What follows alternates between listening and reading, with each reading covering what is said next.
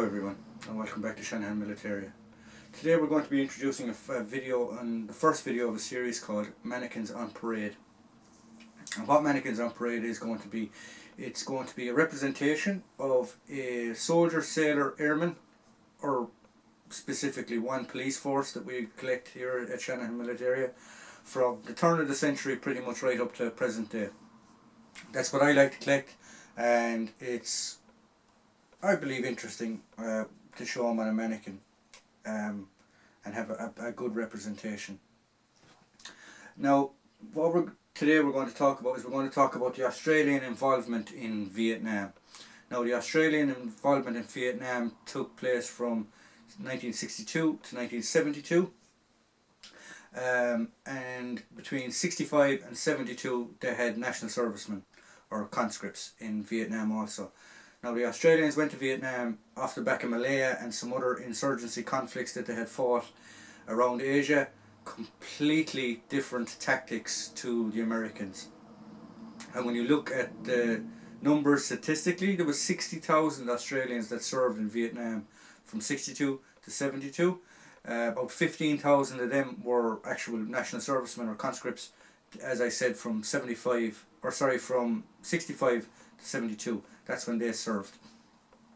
The casualty rate for that period of time, when you look at it, they had 521 fatalities with 3,000 injuries. Now, seems like a lot, but when you think of that's over a 10-year period,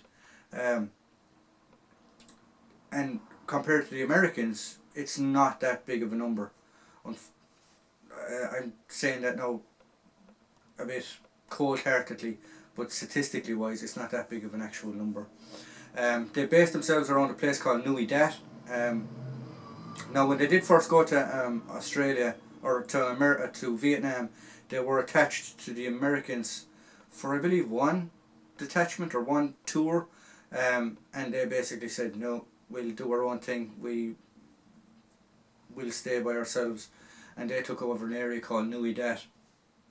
And if you go into the history of Nui Dat and the Australians' involvement around Nui Dat, they could nearly walk around that province unimpeded by the end of the war. This soldier is around 66. There's one or two issues in relation to why he's not 100% 66. This pouch being one, but I'm not going to go into detail in the pouches and how you can tell whether they're Australian or how you can tell whether they're American. The Australians used the same webbing as the Americans at the time, called M56 pattern. Now, if you want to know more about that, go check out a friend of mine on YouTube as well called Rifleman Moore. He goes into in-depth videos into relation to how you can tell which is Australian, what's not Australian.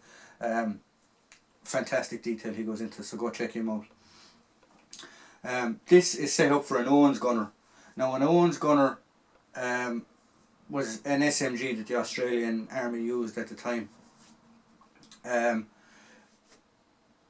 Weird little gun in the fact that it's sighted out of the factory for a left-hand shooter, and when you consider most people are right-handed. And when I say right-handed, it means the right hand is on the pistol grip and the right shoulder is against the butt. So if you're left-handed, the sight is the opposite way around, if you get me. So when you see pictures of guys firing it from the right side, they're actually tilting the gun so they can actually look down the sight. They'll tilt it that way actually so they can look down the sight. Strange little gun. So, sorry going off on a tantrum, but getting back into the actual uniform. The uniform itself is completely original, bar the shirt. Now, the shirt is Australian, but it's 80s and it's the same pattern. There wasn't much changes. I do have a Pixie, what they call the Pixie Australian shirt on the way, but because of COVID and the lockdown and stuff, the postal system to Australia isn't the best at the minute, so I'm still waiting on that. So, as I said, if you want to go into detail, go check out Rifleman Moore's videos. Now, this was 66.